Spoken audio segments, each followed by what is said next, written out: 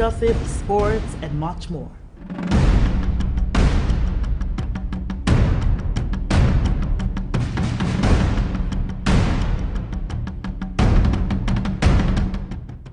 The only thing that you need is the right source.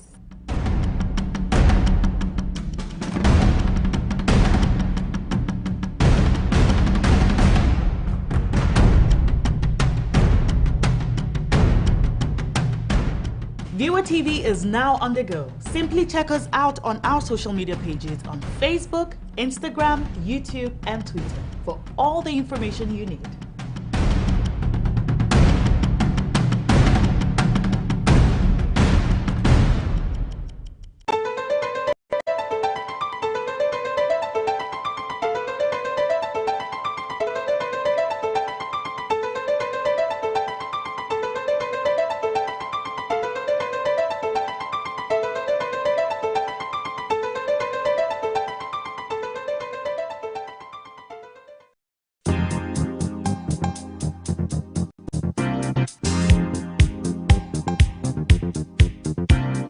Feel the spirit, feel the rhythm. It is a moment for worship and praise, a time to connect with the Lord. Right here on Gospel Light, I bring to your home screens everything the gospel, from musical countdowns to having your favorite gospel artist right here on the program, and as well reporting any gospel event around your area. You are the source of my strength. You are the strength of my life.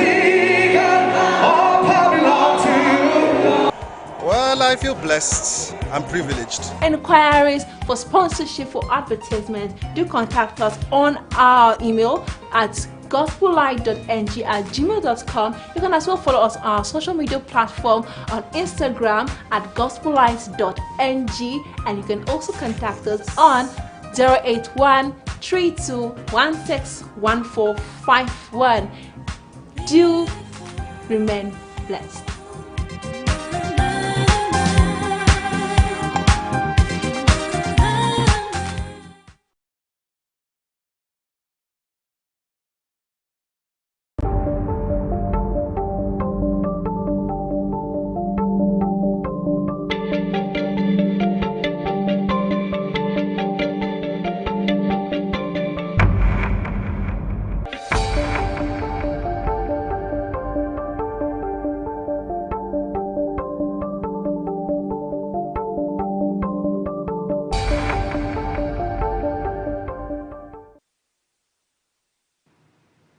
Hello, this is Newslive on Viewer Television. My name is Joy Malik. We begin with the headlines. President Muhammadu Buhari approves University of Jos Cancer Center. Bandits release 7 more kidnapped train passengers. Plus, 2 police killed, over 800 escape in the Republic of Congo jail attack. Many thanks for joining us. Now, President Muhammadu Buhari has approved the University of Jos in north-central Nigeria as a national cancer center. Plateau State Governor Simon Lalong gave the cherry news on Wednesday while answering questions from State House correspondents after he met behind closed doors with President Buhari. He said the people of the state will remain grateful to President Muhammadu Buhari for delivering a lot of democratic dividends to the state. The governor also said he used the occasion of his meeting with the president to thank him for granting presidential pardon to the former governor of the state, Joshua, as well as former governor of Taraba State, Reverend Julie, who were hitherto convicted for corruption. Now, Nigeria has brought home around 12,000 people who fled violence in the northwest of the country earlier this year, including from neighboring Niger. An official and the returnees said Wednesday. The officials said improved security had prompted their return to Shimfida village in Katsina State near the Nigerian border, but criminal gangs known locally as bandits continue to terrorize communities in the wider region despite military operations against them. On Monday, more than 8,000 people boarded buses outside a makeshift camp at a public school in Jibia to go home to Shimfida after fleeing months earlier following raids by bandits. Jibia Political Administrator Bashir Sabiu said more than 4,000 were being brought home to the same village from Marandi and Ninjel. An official in Ninjel, Marandi, said voluntary returns had started on Sunday after what the Nigerian authorities described as improved security. Now, despite the relative peace and quiet that Gombe State has enjoyed over the years, it is leaving nothing to chance by launching a joint security outfit to proactively nip every form of criminality in the bud. During the three-day Peace and Security Summit, the state provides a brainstorming session for proactively mitigating contemporary security challenges and create more sustainable economic development in Gombe State. Our correspondent Christopher Luca completes the rest of the story. I hereby commission these patrol vehicles for Operation Hatara to serve the people in crime prevention and control and to enable people of Gombe State sleep with their two eyes closed. Adjudged to be the safest state in the Northeast by the Conference of State Directors of Security and the safest state in Nigeria by Startimes Data Tech, the Inwo Yahya-led administration is yet again bolstering up Gombe State's security architecture with the official launch of Operation Hatara. Although the present security situation in the country is generally precarious, Gombe State is relatively secure and peaceful. Governor Inwo Yahya places premium on intelligence gathering as the cornerstone of his administration's sterling successes in security. We introduce new mechanisms for informal intelligence gathering and establish a citizenship and leadership training center at Boltungo for regular training of our youth on informal intelligence gathering and early warning indicators. The 21st Indigenous Inspector General of Police, Alkali Baba, who is a special guest of honor come keynote speaker at the launch of Operation Hatara, commends the timely community partnership. Gombe State is one of the states in the Federation with the least incidences of violent crime.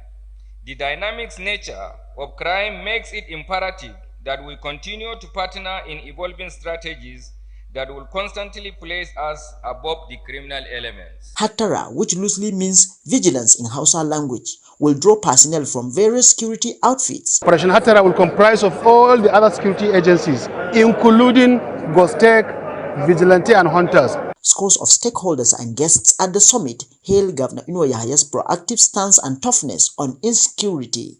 Gombe State occupied a strategic position at the center of the Northeast. To its credit, Gombe has remained relatively peaceful. It is important for both kinetic and non-kinetic measures to address these security issues. As a protective agent, the church prays and hopes to benefit from it in terms of secured environment for worship of God. The governor has seen it fit and proper. He has been proactive in designing measures to see that he curbs all these menaces in Gombe State. The 3 days of Gombe Peace and Security Summit 2022, there will be cross-fertilization of innovative ideas and world best practices by experts in security matters. With functional operational vehicles, diligent personnel and strong political will, the Inwo Yahya-led administration seems to be upping its proactive stance against insecurity. Christopher Luca, Viewer Television News, Gombe. And on combating crime, police in Adamawa State have apprehended 38 suspected kidnappers, informants and rapers in a sting operation across the state. Parading the suspects before journalists, the Commissioner of Police in the state, Sikiru Kayode Akande, said the arrest was the result of a heightened effort by the police to check criminal activities. He said the command was on the trial three of 4 kidnapped kingpins arise in several communities in the state, adding that the command would not relent in its duty to protect the citizens. Items recovered from the suspects include an AK-47, a pistol, and a laptop computer. The command has succeeded in removing 38 unworthy persons from our space. Most of these people are engaged in cases of kidnapping, armed robbery, rape, homicide, and Sheila activities. From the items you see in front of me, you will see that these are products of housebreaking and thefts by unscrupulous persons who mostly, we've come to realize that they are people we employ to provide security for us, but they act as moles for kidnappers. Now moving over to food security, the member representing Ganye, Togo, Mayo, Belwa and Jada Federal Constituency in the House of Representatives, Honorable Abdulrazak Namdas has flagged off the distribution of 3,000 bags of fertilizer to his constituents as support for this year's cropping season.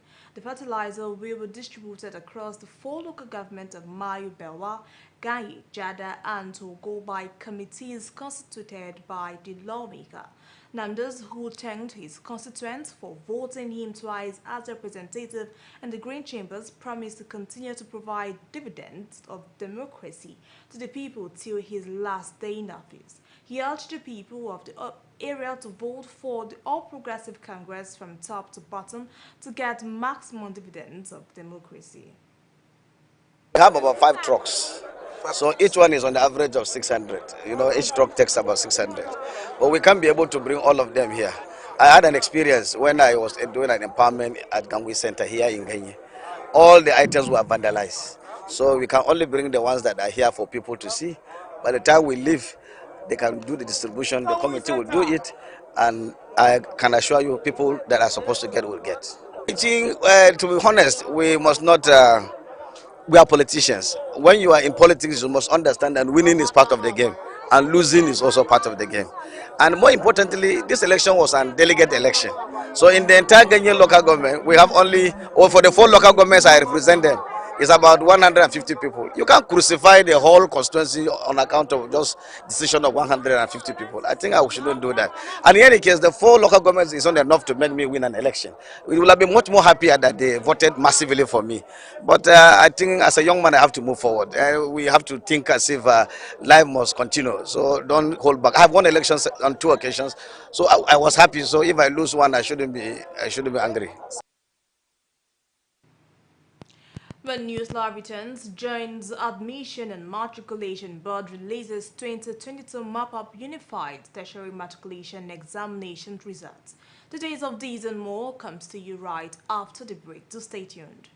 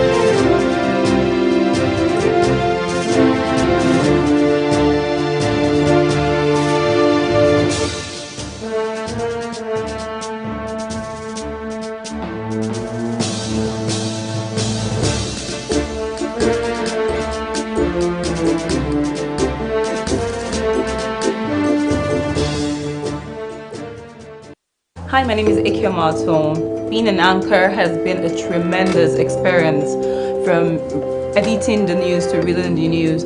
As an anchor, you have to be objective and impartial. Sometimes you have to put on a very indifferent look, a stoic character, such that you do not display your emotions.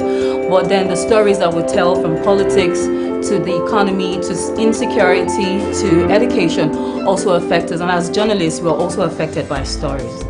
From the teleprompter to the lights to the camera to the action to the reading of the news, it's all a synchronization of various activities at the same time.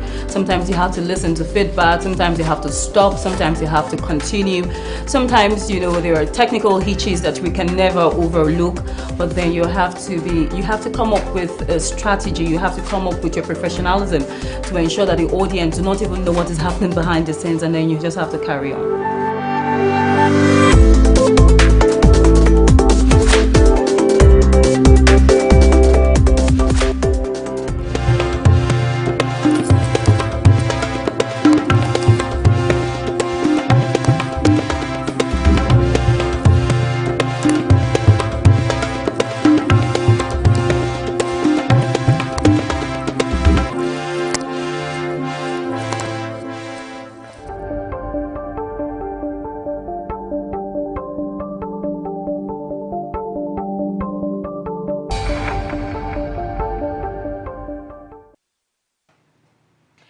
Welcome back, you readers joining us. This is Newslive in Viewer Television. Now let's take a recap of our top stories.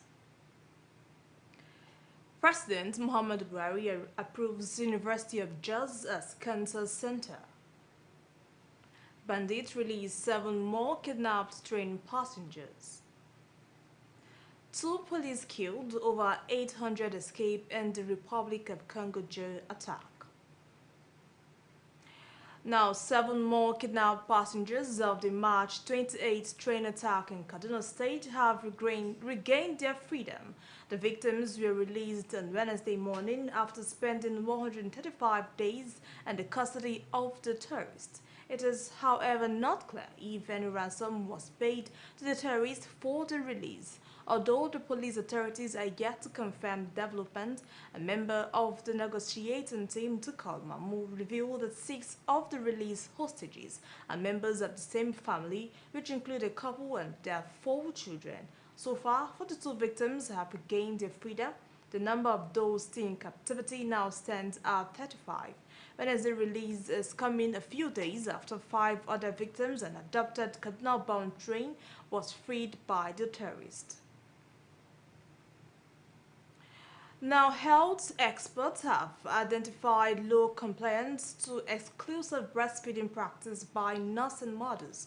Executive Chairman of Bauchi State Primary Health Care Development Agency, Dr. Ruwanu Mohammed, who stated this on the occasion of the World Breastfeeding Week, says the figure at only 6% in Bauchi is worrisome and emphasized the need for enlightenment about exclusive breastfeeding. Bauchi State correspondent Hawa Hassan completes the story. Exclusive breastfeeding is very, very low in Bauchi State, about only 6%. In the country is only 10%. Low compliance to exclusive breastfeeding practice by nursing mothers in Bauchi has become a source of concern to the health experts.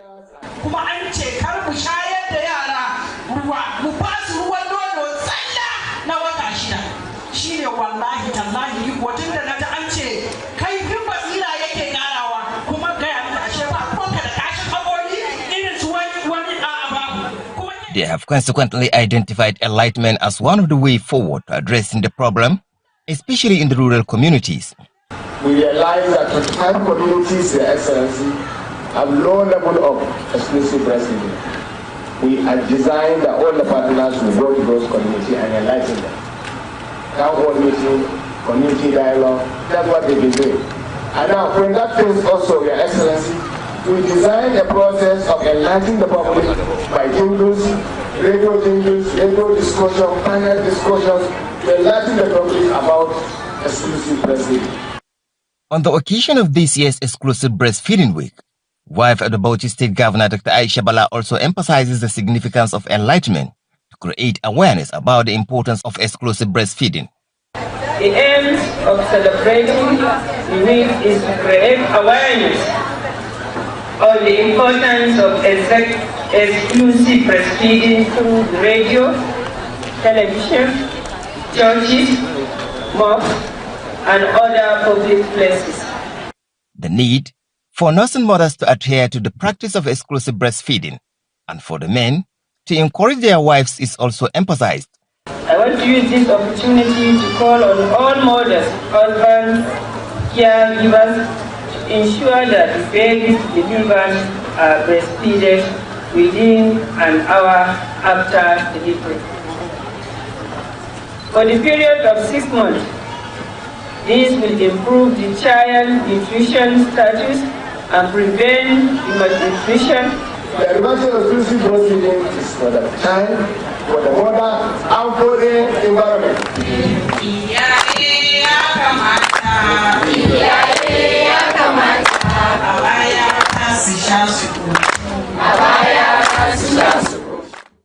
Newborn babies are expected to be exclusively breastfed for 6 months, after which a supplementary diet is recommended which will improve their growth and development. Awal Hassan, Viewer TV News, Bauchi. The designation of all correctional facilities in the country as red zone by the federal government and the directives by the Minister of Interior, Ralph Aribosala, for correctional officers and men posted to custodian centers to bear arms for the protection of such custodian centers nationwide are parts of measures adopted against further aggression on correctional facilities. The Minister of Interior, who went on official inspection tour at the Medium Security Custodian Center, Kaduna, confirms the high level of vigilance and security manning of the facilities as well as the state of hygiene and sanitation management of the facilities by the officers and men of the Correctional Service. The Minister further warns any who may wish to perpetrate the act of invasion of correctional facilities to see it as an act of kamikaze and guide against it.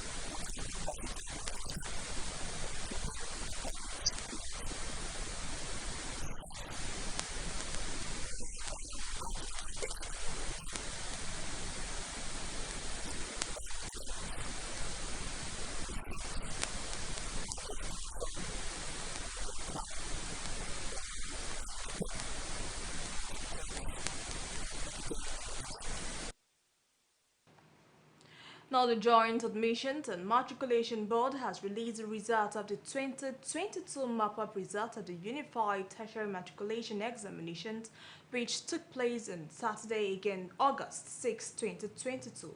Now, this was announced in a statement by the Director of Protocols and Public Relations, JAM, Dr. Fabian Benjamin, in Abuja. The board, in line with its desire to adhere to the ease of doing business protocol of the government, has adopted this user-friendly and simplified process of checking UTME results. The board scheduled map-up examination for some candidates in 10 centers across 5 states. A statement earlier released by the board noted that the decision to conduct a map-up examination for the candidates came after careful investigations. The registrar of the board, Professor Ishak, during a supervisory visit to one of the map-up centers on Saturday, told journalists that the board spends 100 million naira for the conduct of the examination of over 42,000 candidates. Now, Inspector General of Police Usman Baba has ordered the Adamawa Police Command to return no fewer than 7 operational vehicles deployed to the state from Gombe State in 2018. Baba gave this order on Wednesday at the Gombe State Command during a meeting with officers as part of his 2-day working visit to the state. The Inspector General of Police, who promised the state a new armored personnel carrier, asked the State Commissioner of Police, Ishola, to reach out to his counterpart in Adamawa State over the vehicles. The mild drama ensued when the Baba Iata immediately called his Adamawa counterpart Sikuru Akande. Now, Akande had said he was not commissioner at the time the vehicles were said to have been deployed, but the IGP urged him to investigate and return appropriately. Speaking earlier, Baba Itai appealed to the Inspector General of Police to mediate in support of the command's drive to deliver optimally by recovering its property currently deployed to other states.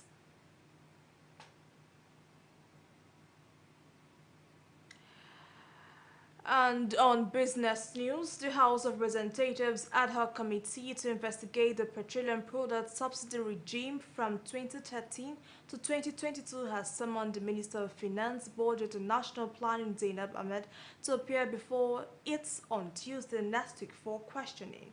Ahmed is to appear before the committee with all the documents demanded by the lawmakers relating to subsidy claims and payments in the period under review. Chairman of the committee, Ibrahim Aliyu, issued the summons at the continued investigative hearing of the panel in Abuja. Now, members of the committee had faulted the appearance of the Ministry Director of Home Finance, Stephen Okon, without a letter from Ahmad authorizing him to represent her. Aliyu also decried the non-appearance of several invited agencies, calling out the Nigerian Police Force, Department of State Services, Office of the Accountant General of the Federation, Shell Petroleum Development Company, among others. After Okon was eventually allowed to speak, the director said he only appeared before the lawmakers to seek more time for the ministry to collate and present the required documents. The committee consequently gave the committee 1 week to do so. And on diesel hike, the hike in diesel price has forced the Nigerian Railway Corporation to reduce the number of trips on the Lagos-Ibadan train service by about 66.67%. It was gathered on Tuesday. Now, according to reports, the corporation had sent recommendation to the Federal Ministry of Transportation for an adjustment in the transport fare of the train service. The managing director, FIDETS, disclosed that though the service was still running, its trips had been reduced due to the persistent hike in diesel price.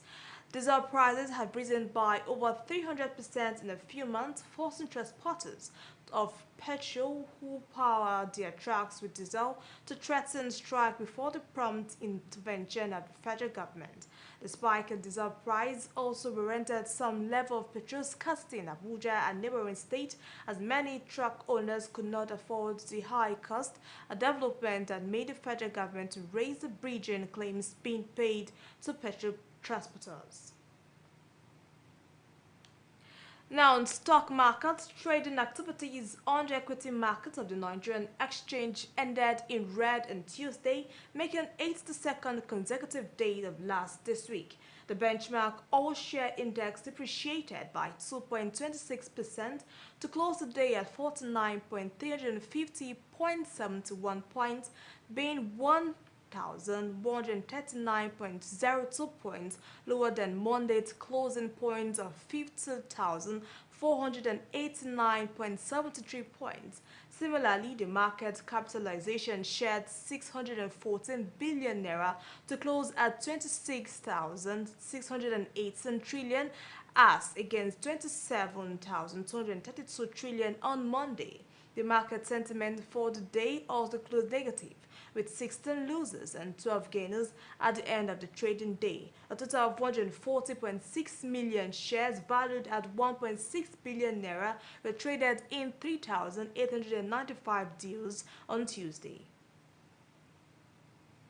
Now, Nigerian broadband usage has continued on the rise, moving up from 40.9% in February 2022 to 44.5% in July 2022. Now, a figure considered hopeful for achieving the national broadband broadband targets of 70% in 2025. The executive vice chairman of the commission, Professor Umar Danbata, disclosed this at the beginning of a three-day public inquiry on 5 telecom regulations and guidelines which began in Abuja, Nigeria. Now, Professor Danbata said emerging technologies and advancements in the sector demand that the commission is prepared to match these developments with appropriate regulations and guidelines.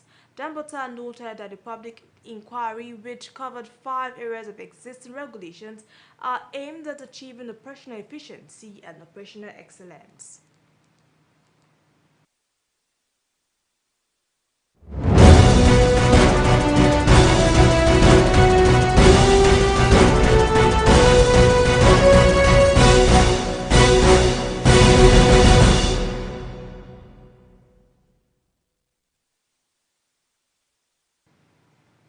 And the news around the world, more than 800 inmates have escaped from a prison in eastern Republic of Congo after gunmen staged a jailbreak in which 2 policemen were killed.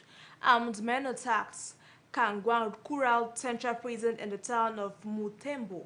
Overnight Tuesday, Captain Anthony, the military spokesperson in Beni region, revealed. A source in the prison service speaking on the condition of anonymity said that out of these 872 inmates, all but 49 had escaped. Mwala Shayi said an unidentified Mai group carried out the attack. The term Mai refers to an ethnic self-defense organization which are legion in the Democratic Republic of Congo's troubled east. But a respected US-based monitor, the Kivu security tracker, said on Twitter that the suspects were the Allied Democratic Forces, a bloody militia that the Islamic State group says is its regional affiliate. At least 2 people died and all the inmates escaped, the KST added. The ADF has been blamed for thousands of deaths in eastern Republic of Congo, especially in the Beni area, and 4 attacks in neighboring Uganda. Now, bomb blast near the southern coastal town of Kismayu on Somali has killed at least 4 people and wounded 11 others. Authorities in Somalia announced stating that one of the bomb blasts targeted a minibus carrying civilians in the village of Wolu Haji on the outskirts of Kismayu, the administrative capital of the southern Somali state of Jubaland, resulting in multiple casualties. Medical sources said that some of the wounded have life-threatening injuries. Meanwhile, residents explained that after the Fox explosion that hit the minibus, rescuers who were trying to reach the site were hurt when the second explosion went off. Authorities blamed the Al-Qaeda-linked Islamist group Al-Shabaab for the attack, but no one has yet to claim responsibility. Now, Japan's Prime Minister reshuffled his cabinet Wednesday after a slump in approval ratings, replacing the broader assassinated ex-leader Shinzo Abe as defense minister. Fumio led his ruling party to victory in an upper house election last month, days after Abe was shot dead by a man resentful of the unification church. Since then, as the public scrutinize the church ties with Japanese politicians and Kishida's handling of the economy, approval ratings for the government have tumbled. Political veteran Hamadan was named defense minister, a key role given Kishida's pledge to ramp up the defense budget to counter growing threats from China and North Korea. Since Abe's death a month ago, Japanese media has revealed that many ruling lawmakers, especially those in Abe's faction, received similar assistance from unification church members, something the group says followers only do as private citizens. Now, Greece Finance Minister Christos says the country will access the European Union's enhanced surveillance framework on August 20th.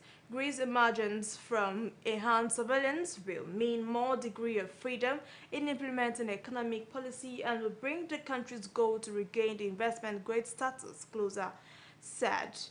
Greek economic development and policy have been monitored under the framework since 2018 after Athens exited 3 international bailouts, totaling more than 260 billion euros from the European Union and the IMF between 2010 and 2015.